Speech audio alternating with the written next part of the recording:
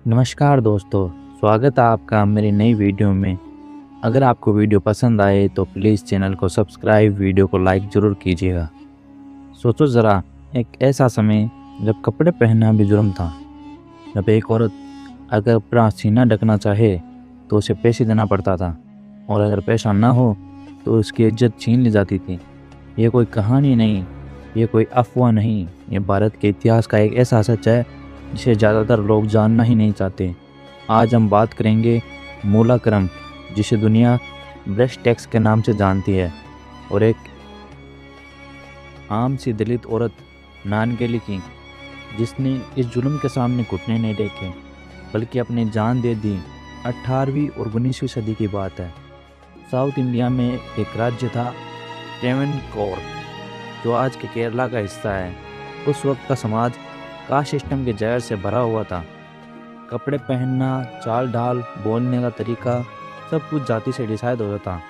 पर कास्ट के लिए कपड़े पहनना इज्जत और स्टेटस का निशान था, और नीचे जाति के लोगों के लिए उनके लिए इज्जत ही माना थी। ट्रेवनकोर में एक नियम था, अवारना यानी नीचे जाति के महिलाएं अपना ऊपर बॉडी ढक नहीं सकती थी। उनके लिए ब्लाउज या अपर क्लॉथ पहनना मना था। अगर कोई दलित महिला अपनी मर्जी से अपना सीना ढकना चाहे तो उसे देना पड़ता था मूलाक्रम यानी ब्रेस्ट टैक्स। और ये टैक्स कोई सिंपल टैक्स नहीं था, ये टैक्स महिला के स्तन के साइज के हिसाब से लिया जाता था। सोचो, सरकारी लोग घर आते थे, महिला को देखते थे और फिर डिसाइड करते थे कि कितना टैक्स लगेगा। ये सिर्फ पैसों का टैक्स नहीं था, एक मैसेज था, तुम्हारा शरीर भी हमारा है। अपर कास्ट की महिलाएं बिना किसी दिक्कत के कपड़े पहनती थीं, पर नीची जाति की महिलाएं जानबूझकर नंगी रखी जाती थी ताकि उन्हें रोज़ याद रहे कि वो समाज में कहाँ खड़ी है।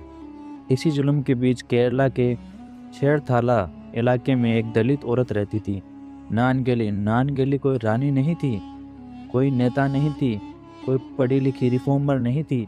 वो एक आम सी औरत थी जो सिर्फ इतना चाहती थी कि वो इज्जत के साथ जी सके। नानगेली ने एक दिन फैसला किया, मैं ये टैक्स नहीं दूंगी। जब टैक्स कलेक्टर उसके घर आया और मूलाक्रम मांगा तो नानगेली ने मना कर दिया। कलेक्टर ने धमकाया, समाज का डर दिखाया, और नानगेली नहीं झुकी। वो घर के अंदर गई और जो हुआ वो आज भी रूह हिला देता है। नानगेली कुछ ही पल में बाहर निकली, एक पत्ता हाथ में था। उस पत्ते पर उसने अपने ही स्तन को काट दिया था। उसने वो पत्ता टैक्स कलेक्टर की तरफ बढ़ा दिया और कहा, ये लो मेरा टैक्स। ज़्यादा खून बहने की वजह से नानगेली की वही मौत हो गई। उसका पति ये जुल्म बर्दाश्त नहीं कर पाया, उसने भी अपनी जान दे दी।